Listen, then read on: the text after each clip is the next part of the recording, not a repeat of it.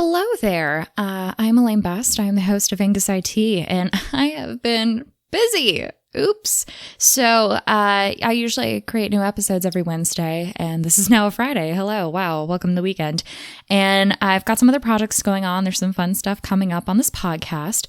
So I thought, just to save myself and to still provide you something, I would actually upload a flashback episode.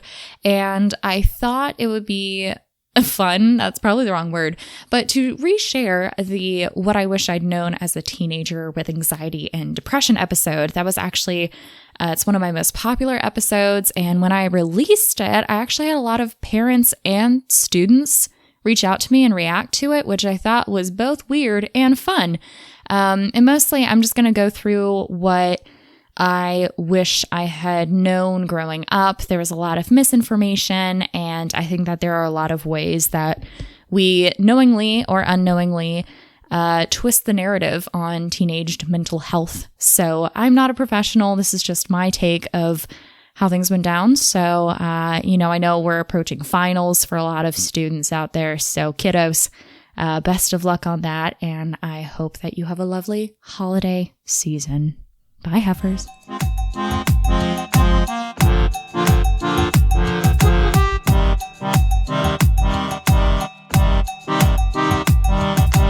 Hey, heifers, and welcome to Angus IT, the podcast all about anxiety, depression, and high school.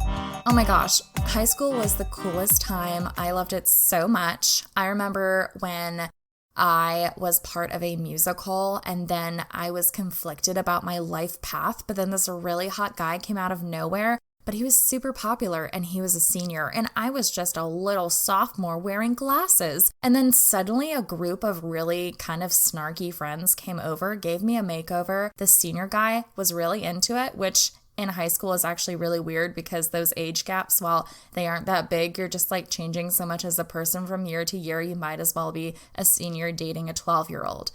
I digress. He looks at me. He doesn't see quite anything, but then I take off my glasses and he's like, oh my God, it's a girl. What? And then we fall in love, and it was a great magical experience. We never talk about how I'm doing grade-wise, maybe mental health-wise, how I'm doing. No, high school was a dream. Constantly sitting on picnic tables, discussing how cool we all are and like where the next party is. High school is not like that at all, which I am sure you are aware of. And it can be already this awful obstacle course, but if you add a mental health disorder into that foray, it just becomes this nasty, gnarly, tangled seaweed kelp monster crawling around, trying to eat children. Like, you're kind of amused, but mostly it's when you're not in it, and when you're in it, you're terrified. Not to mention, a lot of mental health disorders really don't start coming out until you start approaching your early 20s. So if you have some stuff happening in high school as your body is changing, you could just be unsure or not know what's going on, and people around you might not know you have anxiety or depression or any other mental health disorder, and then you're just kind of coasting, trying to figure it out. Isn't that great? Meanwhile, of course, everyone around you, all your peers, are just so supportive of you, and they only say positive things to you. Bullying doesn't exist. We all care about each other, and we give each other hugs, and we write about each other on our blogs in the most positive way. High school for me wasn't necessarily bad, but it definitely wasn't great. I was lucky that I was not bullied. I was not made a target. Obviously, people weren't always nice to me. I didn't always have the most pleasant of interactions. This isn't to say that mean things weren't said to me that I still think about from time to time, but I was fortunate overall to just have nice people and then people who annoyed me, and then just kind of like moving on from it. I went to a very big high school, so I had a lot of different people I could kind of focus on or float around. So if one friend group seemed to get toxic, I could just easily drift to my other friend group. I kept a lot of different friend groups, and that may make it sound like I was popular, but really it was my way to have a friend everywhere, which meant I didn't have a true friend nearby most of the time. I kept very superficial friendships because once I got to know somebody, a lot of my issues would come out. And at that time, this is what high school Elaine was going through. High school Elaine had a vicious, horrific anxiety disorder that no one knew about and nobody thought was a thing. And we're going to get into what people interpreted my anxious tendencies as. Spoiler alert, weren't positives. I also become horrifically depressed, especially in my junior year of high school. Yet again, no one knows or calls it that. And again, we do not come up with positive names or terms for these experiences. I also am going through the worst body image phase probably of my life. I think I'm fat, grotesque, and a monster, and that's because I have been told all my life that I was fat, grotesque, a monster, that I needed to get rid of my muffin top, that I needed to do more crunches. Yes, I've been told this since 3rd grade, and not just by media, but by people I'm close to. So that was just ingrained in me, and then you get to high school, and people are just catty and petty. It's not great to experience that, but when you're already in the mindset of hating your body and then people add to it, you don't need much to feel like you have validation that you are this horrible body and that you need to change it somehow, but you don't know how or why, and your body is changing like chemicals, it seems, every other second, so who knows what's gonna make you break out or gain 5 pounds, and like, what is a period? I don't get it. Like, it's just a lot. Like, it's disgusting, honestly. Ew. Because of that, I only wore sweatshirts and sweatpants every single day of high school. I never tried to dress up because I thought if I dressed up, people would look at me, and I didn't want them to do that. And it would mean that I was attempting to look nice, and I didn't think I would succeed or live up to other people's standards. So I figured if I just didn't try, I never had to worry about it. Wow, doesn't that sound healthy to you? I also was very much a worrier, and I overachieved and overworked in all of my classes. I was in all AP classes, and I wanted to maintain above a 4.0 GPA because we had another letter beyond an A that you could earn, and it was the H for our honors classes. So we had a weighted GPA scale that could technically go up to 5.0. All of my friends happened to be brilliant people. Out of the 720 people in my class, I was friends with literally the top 10 and our valedictorian. I was number 77. I thought I was an idiot, so I did everything I could just to maintain above a 4.0, because I remember the year and a half I slipped into a 3.9. I thought I was dumb and stupid, and yet again, people in my life reinforced it. Now, my friends were very supportive, but I had a lot of other influences telling me that I needed to do more. I was apparently never doing enough, and I could have always done more, even though depressed, anxious Elaine had maxed out and was already doing more than she should have been. Just gonna put that out there.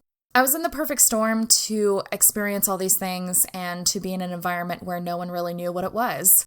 When I was going through high school, people were just starting to talk about depression, but it really wasn't as widespread as it is now.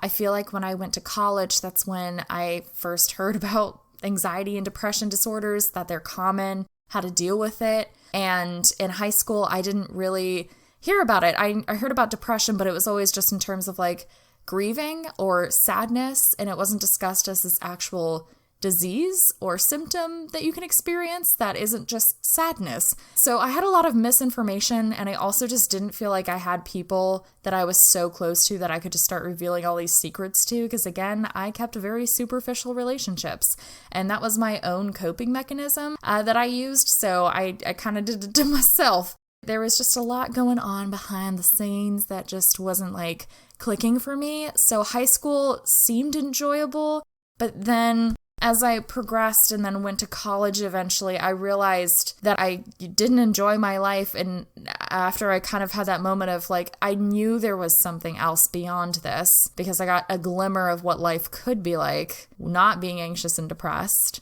and being able to have control over myself, I started to lose it. And that's why my freshman year was so awful. That's why it took me having a great group of friends my sophomore year. They were the ones who told me, hey, I think you're anxious. you're a little anxious. Then I go and I get diagnosed and I start my mental health journey. And here we are, guys.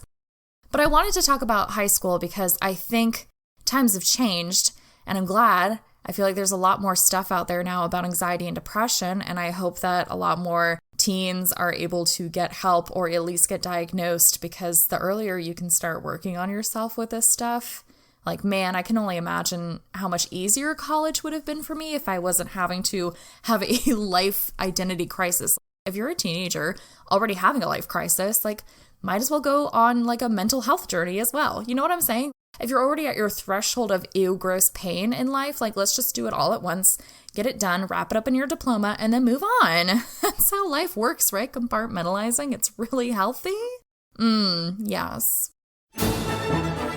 For the sake of high school Elaine, I wanted to go through things that people told me, did to me, or what I was led to believe, and either debunk it or discuss why perhaps this is not something you should do to someone who is an anxious, depressed high schooler.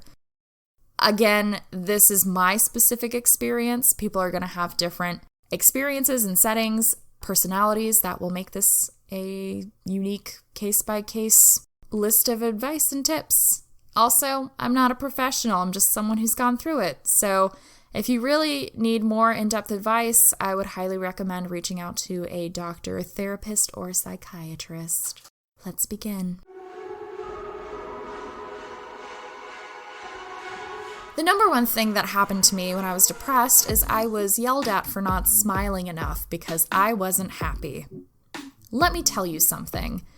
You can't tell any teenager to smile more and expect them to do it just on principle, but if you make a depressed person smile, that's not making them happy. You're asking them to put back on a mask that, whether you know it or not, they have perfected.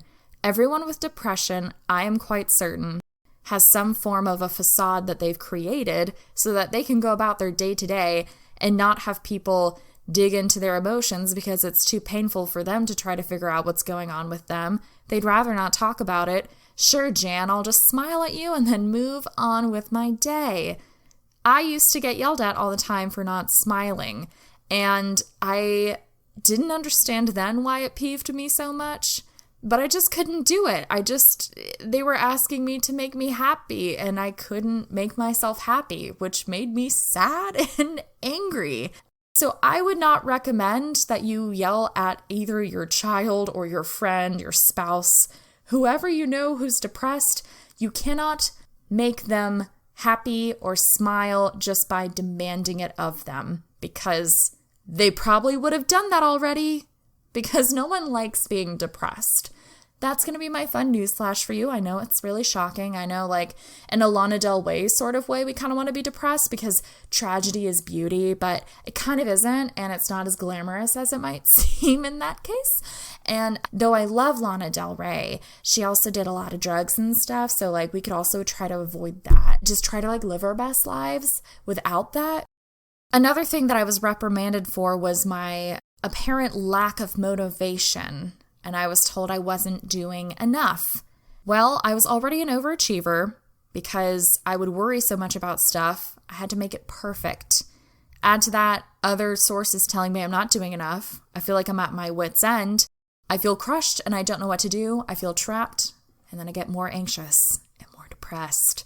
The anxiety became so loud in my head, I couldn't really focus on the depression, but depression became my baseline. Isn't that cute? When you're depressed, it's not that you're being lazy on purpose. It's just things are really hard to get done. It's hard to get out of bed. It's hard to put on that mask. That facade is so exhausting. You're having to act and try so hard to maintain your focus, because one of the symptoms of depression is that you can lose focus very easily and get distracted.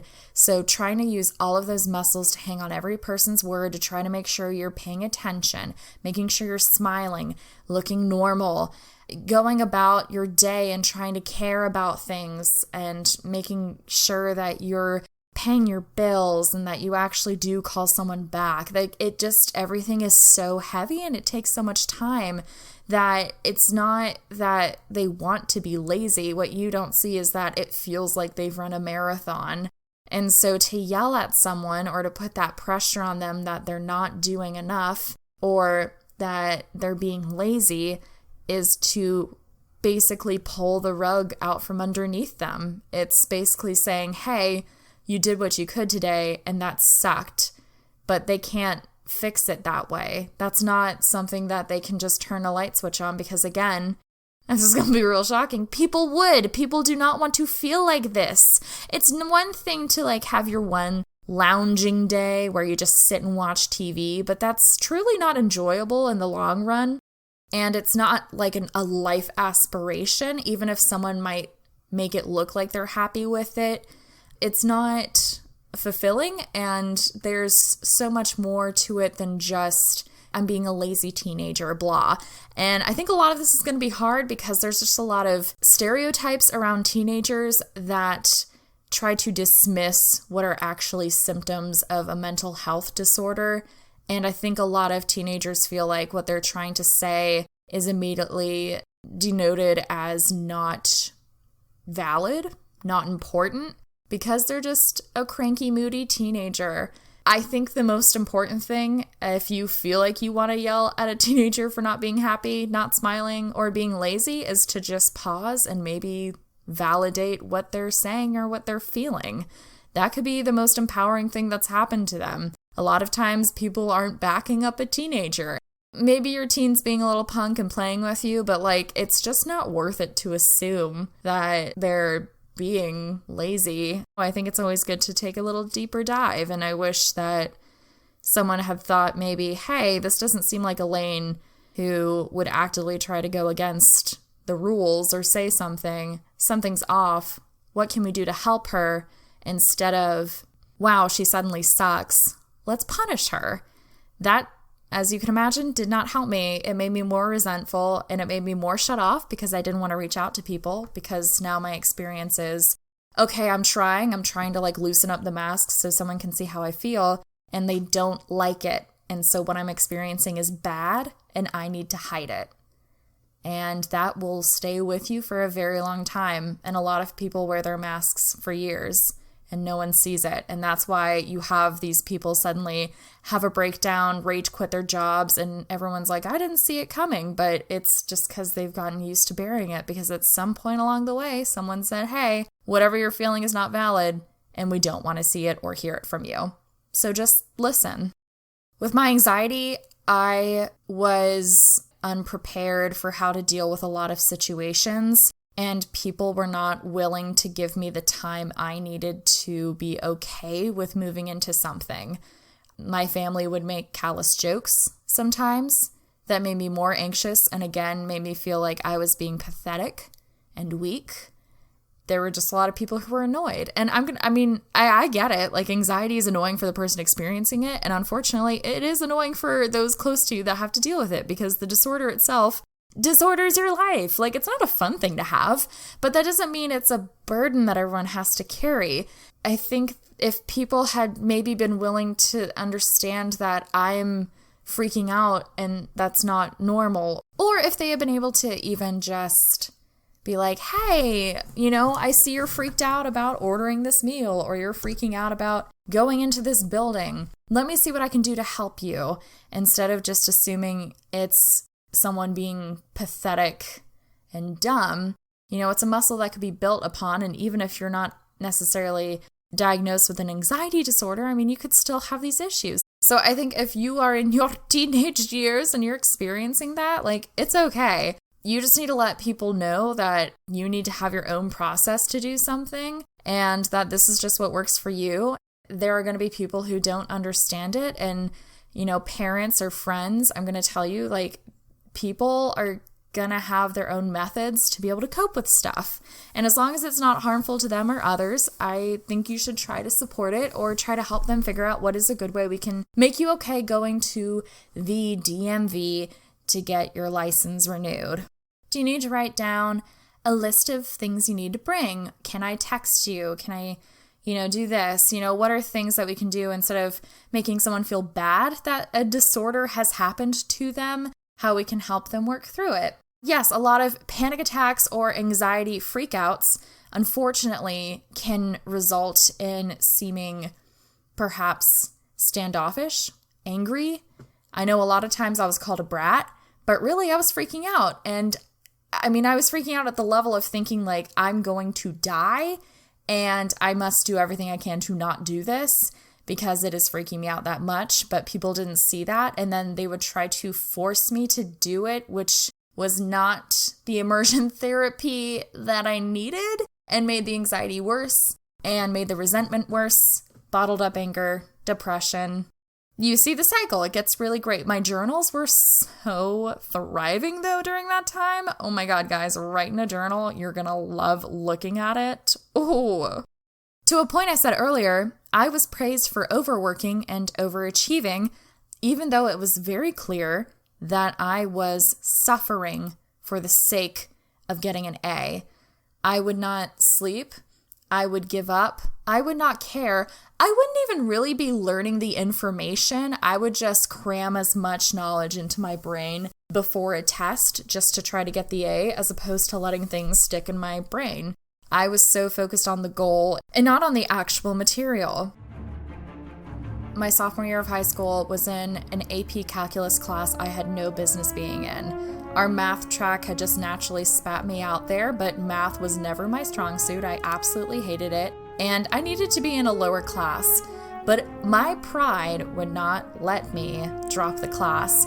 Even though I almost failed it, I did walk away with a B, but that's on the honors scale, which meant I had a C. And to me, that was ultimate failure. I couldn't put in my all into this math class because it ruined my day every single day I went into that class. I hated it. It was awful. There was a lot of times I had to do math on the board, so I felt ashamed and stupid. So part of that was me not being able to give up this perfectionist tendency. If there had been an adult on the outside who had seen that I was going to get this perfection at any cost to myself, it would have been a nice time to kind of step in and say, hey, this is not a healthy lesson to learn moving forward because you're not always going to be able to make something perfect. Sometimes in life, in real life, it's better to put out something than nothing and make sure that you're still functioning and okay. With the overworking and overachieving, that's already going above and beyond, to then go back and say you're not doing enough or your grades aren't good enough, even though they're above a 4.0 or, whatever insane thing it is, that's so psychologically twisted. And I would just beg you, if you're a parent like that and you happen to be listening to this, your kid is still going to do well in life if they get a B. Not every class is going to fit someone. We're not all going to be great at English or math or history or whatever it is. And some people aren't made for the school system we've created. We are a Scantron nation, and not everybody fits that way. Not everybody learns the same way. But our school systems are built to try to, feed to the majority of the population. But that doesn't mean it works for everybody. That doesn't mean your kid is stupid. And if you're someone who doesn't get great grades or you were so freaked out about it, I cannot emphasize enough how much your grades in the long run do not matter. It's just more about what you know and how you present it. I know that there's all these different tests that basically tell you otherwise, but I could not let go of that idea until my junior year of college. It just took so much for me to be like, I need to let go and step back on this so that I can actually take in and maybe get decent grades in all of my classes instead of just trying to kill myself to get an H+, which means nothing. That's not a grade. For me, I also didn't have a lot of safe outlets to discuss what I was going through, and that's mostly just because there was not any knowledge. I wish I had known what anxiety and depression were. I wish there had been a class or there had been a bigger push to talk about it because I had no idea what I was experiencing. And again, I just thought I was being weak and pathetic.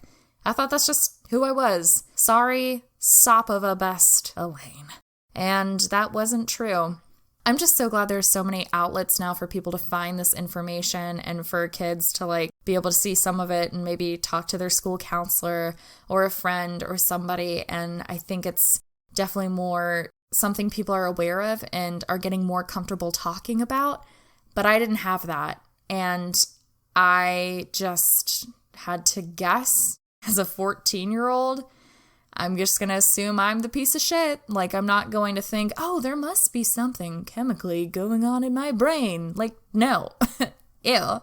Probably one of the things I was told the most that just pissed me off is anytime I try to talk about my experience, a lot of it, again, would just chalk up to, oh, you're being a moody teenager. But one of the biggest things people kept telling me was, college is going to be the best years of your life. Just you wait. It gets better. It gets better. It gets better doesn't do shit for me right now. Telling me that college was going to be great was basically saying you're going to suck right now and you're going to have to wait 2 years and college is just going to magically fix everything. And that does not set you up for success when you do go to college.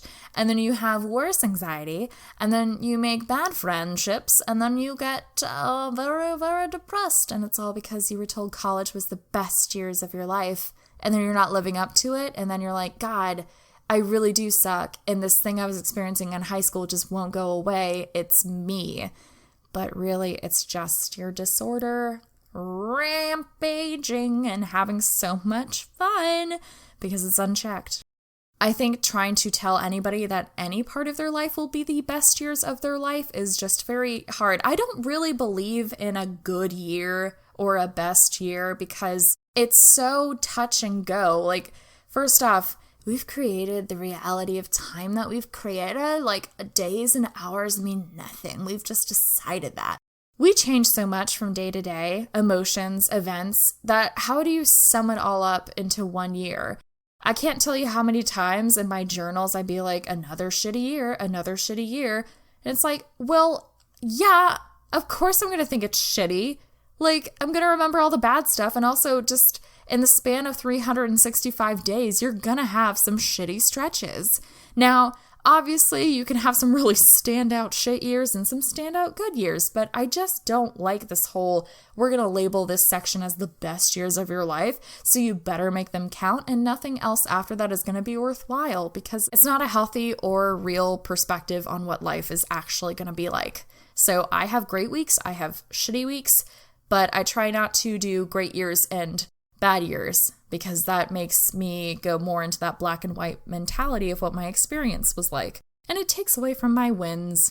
I need to cling to them like little dandelion weed seed things where you make a wish and you blow them and they go in your neighbor's yard and they hate you because then suddenly they have all these dandelions in there.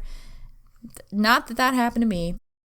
And I just want to harp one more time because I think the biggest takeaway here is that I was told a lot indirectly, I'm not depressed, I'm just a moody teenager. And that takes away my validation that something is wrong, and it takes away the right to my feelings. And feeling like you don't have control of what you get to feel is almost a form of emotional abuse, I would go to say. That's getting to manipulate someone and what they do or don't get to experience, or trying to make them think that what they are feeling isn't true. And it's not fair to just chalk up something that is painful to somebody as just this whatever. If a teenager is saying, hey, I am always freaking out about this stuff and I kind of hate my day to day, what can I do? Being like, oh, it's just teenage stuff doesn't help. And with that, I kind of want to specifically make a list of things, if I could time travel to that sweatpants, anxious little Lainey, these are the things I would tell her. You are not weak. You have anxiety and depression. Also, yeah, don't get your bangs cut at Great Clips. Doesn't go well. You cannot take AP Calculus and still get into college. You can get a B and still get into college. In fact, there's a lot of stuff that you could do less of and still get into college. People will care more about your personality than your looks in the end. It's all about how you pull it off and your confidence. And you can fake confidence until it feels like it's right to you. And I would say, hey, I know this means nothing, but it gets better and it is okay. And even though you look at high school, maybe when you're older and you're like, ew, you actually realize there were a lot of cool stuff. It's where you first started doing improv.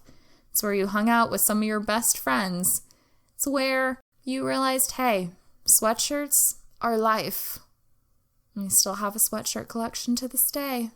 And then I'd probably give my little self a hug, and she didn't hug back then. She would not have known what to do. I would have told her, hey, you need to talk to someone who's outside of your bubble because the people in your bubble don't happen to know what's going on with you. And your family loves you, but this is very different for them, and they don't know what to do. And it would have been really scary going to talk to somebody, but I wish I had. Talking about all of this has actually brought up some old emotions that I guess still sting me. A lot of the roots of the anger I feel, or the sadness I feel, or even just I don't know what you would call it. I guess sadness for my younger self. I wish I could just help her, like just hold her hand. Or I wish that she would like sneak out at night for once in her life and get in my car, and then we'd go get milkshakes and just talk life, because I think I needed that. And I didn't know that was a possibility, and I didn't think I deserved it. If you happen to be a hip young teen listening to this, you deserve to live a life that doesn't feel so painful every single day. And there are going to be rough days, and maybe it is a teenage moody day, but that doesn't mean it's not valid regardless. And it might be worth just seeing, hey, do you have anxiety? Do you have depression? Do you have bipolar? I don't know. There's so many different things it could be, and labels are scary, but they also give us power, because if we know what it is, we can start working on it, and it gets better. And it gets better along the way, and knowing it immediately makes it better that day. So when I say it gets better, I mean it is better, and it will continue to grow. My final takeaway is, if you're a parent, please listen to your kid. Listen to your teenager. They're probably annoying. I get it. Whatever, they smell bad. But like, you have to listen to them. They don't have anybody really to talk to, and they probably feel really embarrassed about it, because anxiety and depression aren't these like really loud things people like to talk about on podcasts usually. They might not talk immediately. They might need to talk to somebody else. Please don't be offended if they have to do that, because it's embarrassing to admit that you have way more weaknesses than you've let people believe. And putting off that mask is the scariest thing. As someone who did that and was basically told you're not enough, I immediately put some hot glue on it, put it on my face, and it burned, but it stuck. If you are the teenager listening, I want to warn you that maybe not everybody in your life is ready to help you to that extent, but I don't want you to give up. I want you to keep asking for help, and there are so many great resources online. I think that you are worth it, and you don't have to be as anxious or depressed as a teenager. You can just go back to normal, like Twilight level of teenagedom, because I'm very with it. TikTok and viral videos. Oh God, I think I'm officially old. Oh my God, it's 25 when it happens. I'm 10 years older than my 15-year-old self. Dear God. Wow. A lot has happened in 10 years. Thank God.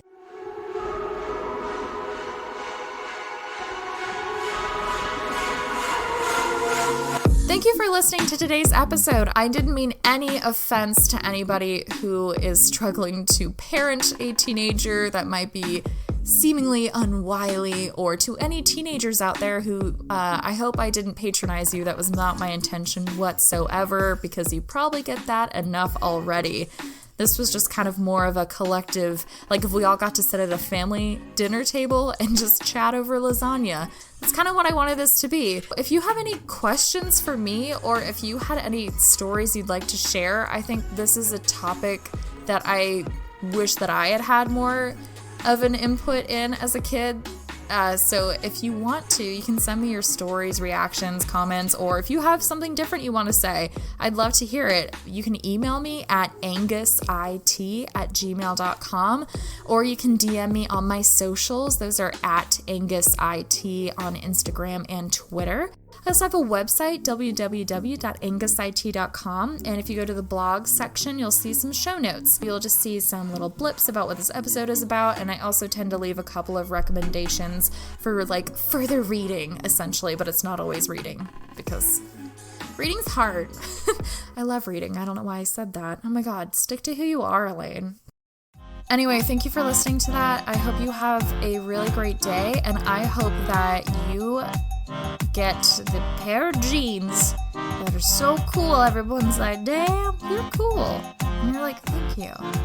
And they're not jeans that were hand-me-downs that don't fit you at all and are men's jeans, and you're a woman and the hips just do not work.